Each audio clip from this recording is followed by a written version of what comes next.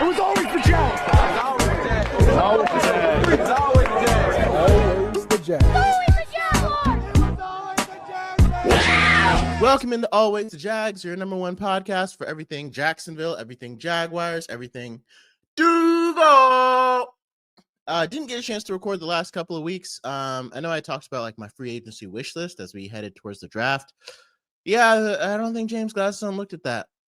So we're just going to review what happened in free agency. Any of the moves that we tried to make or didn't make. We already know that we lost Travis Etienne and Devin Lloyd. Of course, the news also broke that the Jaguars will be playing in Camping World Stadium in Orlando for the 2027 season. Not very surprising. I feel like we all kind of knew that. And I'll go into my thoughts on that as well. But thank you for joining Always the Jags today. And make sure you hit that like and subscribe button. And let's dive right into it. So the Jaguars ended probably our quietest free agency cycle in, I don't know, years, right? Like, you could argue James Gladstone made most of his moves during the season. That's fair. And also, again, the Jaguars did actually have a similar offseason to this in 2023. We didn't really make many moves because we had traded for Calvin Ridley during the season. And he wasn't eligible to play that season, but we still made that trade. So that was like pretty much the only move. And again, that was the year that was coming off of 22, which was, so I guess before the 2023 season. So it's been 3 years since we haven't really had any moves because in 2022, we came off that success, that playoff run. And like I said, Bulky had traded for Calvin Ridley in the middle of the season. So Bulky had traded for Calvin Ridley in the middle of the season. So that's all we really ended up seeing. We didn't really do many moves there. So, but that year, I don't think we lost any significant players, nor was there any kind of push to like keep anybody. This year, kind of the same thing. We, coming off of a year that was successful, won the division, made the playoffs. Didn't go as deep as we did in 2022, but we still made the playoffs, had a 13-4 season, so we had more wins. And we came to the offseason and kind of decided to like stick to our own guys because usually when teams have a successful season, they're not that busy in the offseason unless they're trying to like supercharge the roster like the Denver Broncos did by bringing in Jalen Waddle. Of course, we don't have a first round pick because of the Travis Hunter trade, which I was all for it at the time. I hate to use the word overpay, but it's like a second round should have done it, or one first rounder should have done it because our second rounder was so high. So either way, like I'm almost thinking like if James Gladstone had moved into the first round using his second round pick and traded like a third to do it, we would have been able to trade that one or the one from this year. You know what I mean? Because it would have been a first rounder and I already carry so much more weight than the second rounder. So, and it would have been so much higher. It would have been easy to move into the first round. So, that's still, again, Travis Hunter is going to play both ways next season. And we'll just really have to see if we're able to get our money's worth out of it. So going back to what we did do in the offseason this year, the only person we signed, like we did re-sign some guys, Monteric Brown is coming back, Dennis Gardeck, they brought him back. He's a very feisty player. I say he made some good plays during the season. So I feel a little better that we're keeping him and letting Lloyd go because he forced some fumbles, he had some really nice forced fumbles actually. And he played pretty tough. Good things happened when he was on the field. Now, I would love to keep them both, but if I had to choose, I probably would choose Lloyd over Gardeck. And again, I probably would have taken Lloyd over Brown as well. If there was, out of those three, ETN, Lloyd, and Brown, you could only keep one because all their deals were going to be between 10 and 15 million a year. I still think I'm looking at Lloyd. Now, again, you could argue that Lloyd is saving us $13 million because Lloyd is 15 and Monteric Brown is only costing us 11. But again, that's the difference in cost between a starting linebacker versus a starting cornerback. Like the price difference is huge. So, again, I guess technically we are saving with Monteric Brown because most even starting cornerbacks are starting at 15. So to get them for 11 is kind of a deal. But all that being said, the only move that we made in free agency this year was to sign Chris Rodriguez, our running back. And I guess that's to partially replace Travis Etienne. Now, after the 2024 season, I was okay with us not bringing ETN back because, first of all, it was such a bad season. And second of all, I mean, I was feeling okay on Travis Etienne. I wasn't feeling like he was like this integral piece. And I liked the idea of having Bashal Tutin and LaQuint Allen on the field because LaQuint Allen has a pass catching back who's very good in pass protection. So you don't know if he's going to pick up the blitz or go out for a screen pass. Either one, either way, you can beat the blitz with LaQuint Allen because he's got both of those skill sets. So I liked that. And then Bashal Tutin has that explosive ability. But then Etienne got better in every single way. He got better in every single way in 2025. He was able to pick up the blitzes. He was able to take screen passes, and he used his speed in such a way that we've never seen him use before. Like he hit another level, but we still had to let him go. And so we're hoping that Bashal Tutin will be able to do those same similar kind of things. But I mean, he wasn't bad during his rookie season. Like he had a better rookie season than Tank Bigsby, but we just haven't seen it yet. We haven't seen him be as effective as Etienne is. Now, again, Etienne got the starting role and hung on to it. But, maybe I'd feel better if we still had Tank Bigsby, but I don't know. And I still think Tank Bigsby, we should have waited to trade him because we could have maximized him, especially trading to the Cardinals and gotten a much bigger haul because they needed a running back so badly. So anyway, all that being said, Chris Rodriguez comes over from the Commanders. He's a buddy of Liam Cohen's. He'll probably slide into the third running back on the depth chart. So I don't think this changes the Jaguars' plans in the draft. I don't think we're drafting a running back. So if signing Chris Rodriguez keeps us from drafting a running back this year, it's a good move, right? I mean, I think he's pretty cheap, under $5 million. That's fine by me because I don't think we need to draft a running back. This running back class is okay anyway. And again, we've got Bashal Tutin. We drafted 2 last year. Let's look to some other positions because we do have areas of depth and need that we need. Like I'd hate for us to draft a 4th running back over a 2nd tight end when we saw how much our offense fell off a cliff without Brenton Strange in there. You know what I mean? So hopefully we can keep that mentality. There's one move the Jaguars tried to make that I actually really, really liked, and that was trying to go get Jake Bobo. And Jake Bobo has been a great special teamer and actually a great contributor for the Seahawks, even on the field. He made a couple of plays here and there, caught some touchdowns from Sam Darnold. That was a guy that I personally would have loved to have back. And I think he would have fit well in what Liam Cohen wants to do. And I think he could have slotted in well as our 4th or 5th receiver, right? Because we got Brian Thomas Jr., Jacoby Myers, Parker Washington. Like those are the starters. Parker Washington has made himself a starter. There's no doubt about that. And then then Travis Hunter slides into the 4th spot. Jake Bobo is the 5th spot. And then maybe we're able to keep Tim Patrick for the 6th spot. I mean, that's a pretty deep wide receiver room, right? Even after losing De'Ami Brown, because we're definitely not re-signing him. That's a pretty deep wide receiver room.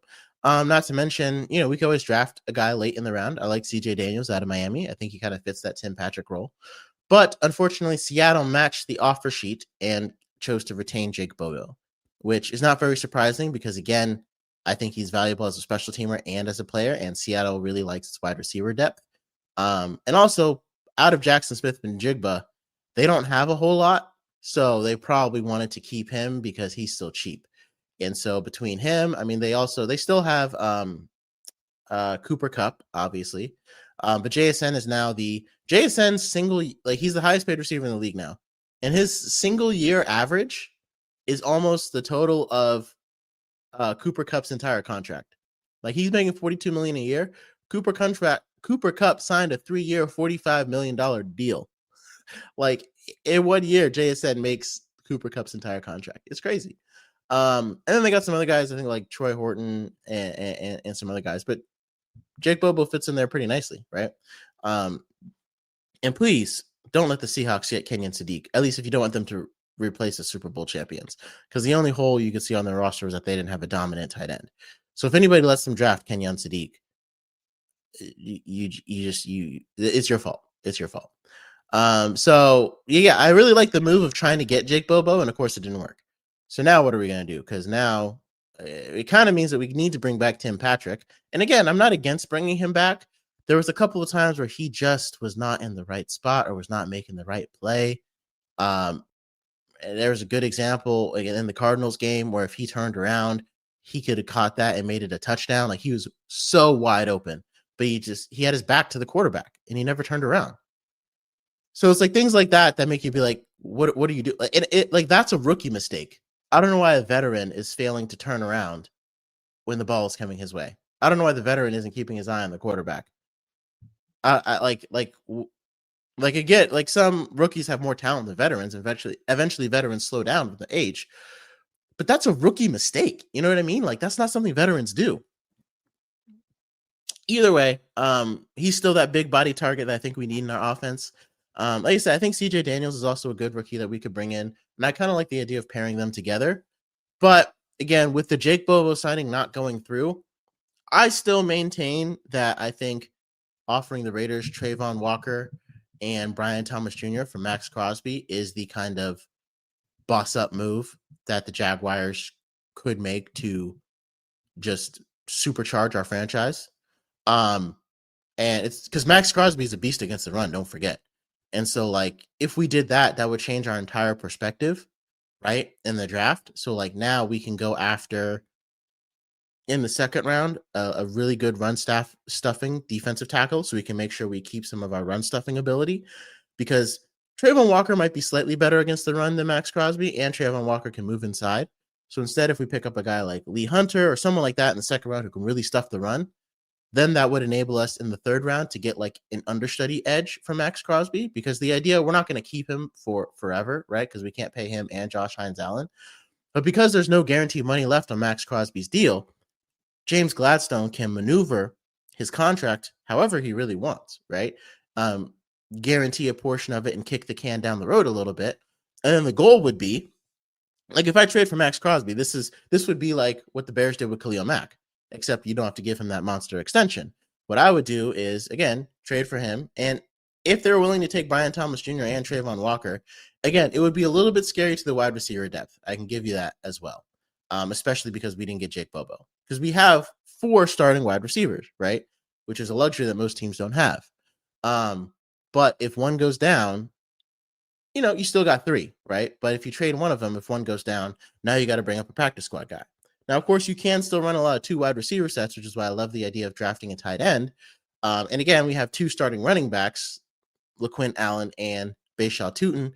So that kind of eases the necessity of having 3 wide receivers on the field at all times, right? Like, if we ran a lot of 2 tight end sets, you still have Parker Washington and Jacoby Myers out there. And if you run a lot of, it's hard because Brian Thomas brings that kind of irreplaceable field stretching element. So he's on the field every play, right? And then Travis Hunter just comes in when he's needed. But again, to me, if you really want to make the most out of the Travis Hunter trade, you have a guy who's, again, expendable is probably not the right word, but again, if I'm looking towards next year and I'm like, who do I want to extend more? Trayvon Walker or Max Crosby? And like, if we let Trayvon Walker walk, what kind of comp pick is that going to be? Maybe a 3rd rounder? Okay, that's nothing to sneeze at. But would you trade a 3rd rounder for Max Crosby if it was possible? Like, if someone said, hey, I'll give you a 3rd rounder for Max Crosby, would you do it? Yeah, right? So then letting Trayvon Walker walk instead of trading him to try to get Max Crosby doesn't make sense. Because if you would trade a 3rd rounder for Max Crosby, just trade the guy who would get you a 3rd round comp pick for him, right? And again, kind of the same thing with Brian Thomas. It's a little bit hard to let go of Brian Thomas, like I said, because of that wide receiver depth and because he was so good in his rookie year. But because you got 2 players that have 1st round potential but aren't necessarily 1st round picks, it's kind of like trading 2 1st round picks, and the Raiders would be banking on their potential and be banking on their ability to flourish in the future. So I think you could do it even without throwing in a 3rd round pick, as I was suggesting. A lot of Jaguars fans don't want to do it. And I keep thinking about it, and I still maintain I think it's a great move. Because I think it solves our pass rush problem. Because Trayvon Walker is great, but he was hurt this year. And even when he was healthier, he just wasn't as effective as getting to the quarterback as some of these other guys. And to me, it's easier to get a trusted run stuffing guy in the draft than to get a trusted edge guy who can rush the passer in the draft. And again, Max Crosby is not bad against the run, right? Like, the fall off from Trayvon Walker to him is not very bad. Can he play inside? Sometimes, yeah. And again, it's mainly the contract. The contract is probably the most prohibitive part. But again, at this point, the cap is just like it's like taxes. You just manipulate it, right? Like, you can manipulate it to make it work for you however you want. We've got a lot of bad contracts are going to come out next year, and a lot of players can probably be released next year. I mean, again, we don't want to start talking about releasing players, but there are some free agents that James Gladstone signed that are probably not going to be here in 2027. So if I'm James Gladstone, I'm like, I can go out and get Max Crosby, bring him in, chase that Super Bowl for the next 2, maybe 3 years, see if it happens. And if it works or if it doesn't, then you can flip Crosby before a lot of the guaranteed money starts to hit, right? As long as there's not no trade contract clause in his contract, you can flip him to another team. You just got to make sure that he's still playing at a high level. And with him playing opposite Josh Allen, like as veterans get older, they become less of a one-man wrecking crew and like a powerful dynamic duo. Like Danielle Hunter is playing so well because he's opposite Will Anderson Jr. He's the perfect example because even with the Vikings, he was always by himself, essentially. He was always the only guy. And then he would get hurt. And then because he was always the only guy, always getting double teamed. And then eventually he makes his way to the Texans where he's not the only guy. And look at him. He's having his best seasons ever. And he just nailed himself $40 million for 1 year. Now, I think it's really spread out over 2 because it's an extension. But either way, he's balling out and having the time of his life because he's playing next to someone legit. And Max Crosby could do the same thing right here. And for the Raiders, they would solve their number one wide receiver problem, and they would only slightly downgrade their edge. Right? Because they brought in another edge guy too, I think. And now Max Crosby would just kind of pair up with Trayvon Walker. And then they could assess him, extend him if they want to, or if not. But again, I do love Brian Thomas Jr. I just think the ground, like, again, it's hard because we have Travis Hunter. And it's like if Travis Hunter provides that same field stretching element, maybe this ends up being more of like a midseason trade. But the more and more that we look at it, it kind of feels like Travis Hunter has to start both ways, or at least be the wide receiver 3 who comes in every wide receiver 3 set in order for that trade to make sense, right? Because we traded away a first round pick that could have been used and offered in a Max Crosby trade. And we gave up a second round pick that could have been used in a Max Crosby trade or something else, right? So to me, if Travis Hunter makes Brian Thomas Jr. expendable, then the trade makes sense because Brian Thomas Jr. is able to go out and get you a game wrecker. And especially because we kind of feel like again, you could argue that our Trevor Lawrence didn't play his best against the Bills. Maybe the offense lost the game. I still put that more on the defense. And I think having Max Crosby is really going to mitigate the loss of Devin Lloyd because it's much easier to play coverage when the receivers and tight ends have no time to get open, right? And you can play Antonio Johnson closer to the box because he's better in coverage than Ventrell Miller. And again, we'll keep. I think our run defense will still be just as good with the losses that we've had.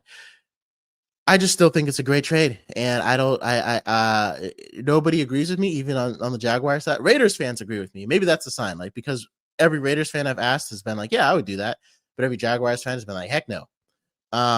So I guess we'll see. But let me know your thoughts on that trade again. Still, and I guess the last thing. Oh yeah, the Jaguars are still confirmed to be playing in Camping World Stadium in Orlando. I feel like that wasn't really much of a surprise. I feel like that's like people labeled it as breaking news, but it really wasn't. Like that was kind of, I guess it was officially made recently. I guess officially, I don't know, signed in or whatever, voted on or whatever. I think it's. I mean, I would rather go to Gainesville or Daytona, to be completely honest, as a Jags fan. As someone who's lived in Central Florida for most of my life growing up, I hate driving to Orlando. Like I absolutely hate it. It's horrible. But we do it all the time. Growing up, because I used to go down there, Silver Spurs Arena, stuff like that. Traffic is already so horrific. Now it's not as bad on weekends, but again, if you're adding football games, I mean, for a lot of Jacksonville fans, I think Daytona would have been a fine compromise, right? Like, there's a fan who's from Titusville who's saying like how he has to go an hour and a half to Jacksonville. But he's like 45 minutes to Camping World Stadium is great. Well, it's like Daytona would have only been an hour for him too. You know what I mean? Like, I don't really think we have a lot of fans, Jaguars fans south of Orlando, right? So it's like, why not just move us to?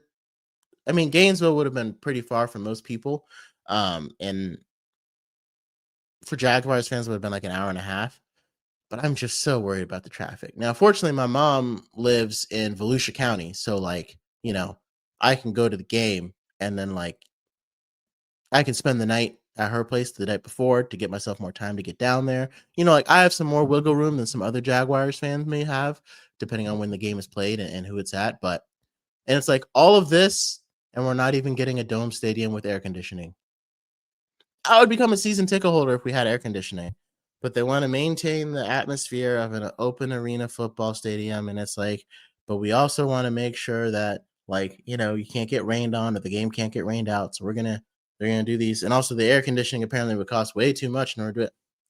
All that being said, like, you're in Jacksonville though, like that works in San Diego, where the temperature is always nice outside, but like people have fainted in our stadium from heat. We need to have a dome stadium. Like, I just don't get it. New Orleans has a dome. They're in the South. They get just as hot as Jacksonville does. Las Vegas gets hotter than Jacksonville. They have a dome, right? Like most newer stadiums, Atlanta, the Superdome. I'm pretty sure it's called the Super, or that might be Mercedes-Benz. But either way, it's a dome. Like most stadiums are domed. And I mean, I don't know, maybe it really was that much more expensive, but like I'd rather have a dome stadium than all the fancy upgrades and whatever that they're putting on there. Just because I literally can't go to games when it's too hot, because I would pass out because I have epilepsy. It's like I'd rather have a dome than be sitting there in 95-degree weather. And I guess with this thing, it's supposed to keep it 10 degrees cooler. And it's like, okay, so 85-degree weather, like that's still hot. Oh, it just makes me so upset. But again, I guess we'll see. So let me know your thoughts too on the Camping World Stadium, whether or not you think that's a good move for the Jaguars to play at in Orlando for 2027. Also, do you think the Jaguars should have done more in free agency? It's a question a lot of us will be asking during the season, especially because again, we know the Jaguars had a good team. They didn't end up being good enough. And the question is, where could we have upgraded and how could we have upgraded? Now, again, I don't think that there was any free agent signing that I think we could have made that would have changed our team. Even if we were able to retain our own guys, I'm kind of surprised Walker Little didn't get traded. I think that would have made sense. But again, to me, there was no like free agent that would have came in and like really transformed us other than like even Trey Hendrickson. I think he's just a little bit older and he didn't have like I would much rather go after Crosby than Trey Hendrickson, right? So let me know your thoughts down below. Don't forget to like and subscribe, and don't ever forget, it was always the Jags.